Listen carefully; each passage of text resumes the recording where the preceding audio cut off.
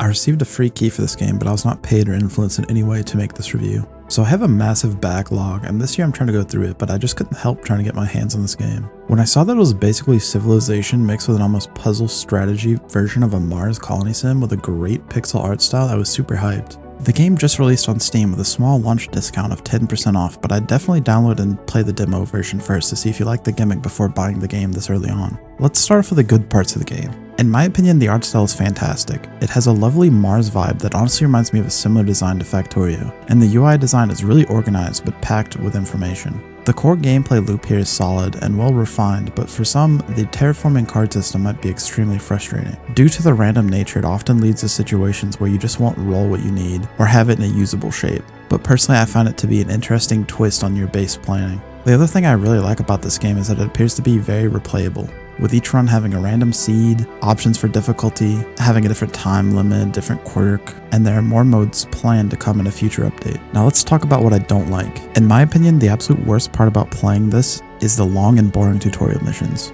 Firstly, there are some bits of information that never get outright said and is instead hidden behind the encyclopedia page, but that doesn't bother me too much. More importantly, the campaign really handholds you and forces you through the missions in a quite linear fashion, which means that it takes longer for you to get to the part where you actually play for yourself and create your own colony.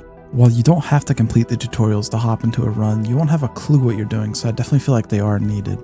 The other con is that there are currently no options for key remapping. While for me it's not a big deal, I know for some people it can be extremely frustrating, especially if you're coming from a similar game that you've already memorized or are playing on a 60% keyboard. In conclusion, the game definitely has a promising future ahead of it. If you're a fan of this style of game but are on the fence, consider giving the demo a try since it's free. Overall, my thoughts are mixed, but leaning more towards the positive side. I'll definitely be keeping an eye out for Sandbox and the daily challenges coming to the game in Update 1. In its current state, I'll give it a solid 7 out of 10, but with a little more refinement, I expect that score to go higher. If you like this style of video and there are other games you want to see me take a look at or review, consider leaving a comment. There's a good chance I'd either already own it or will buy it and check it out if it looks interesting to me. Goodbye.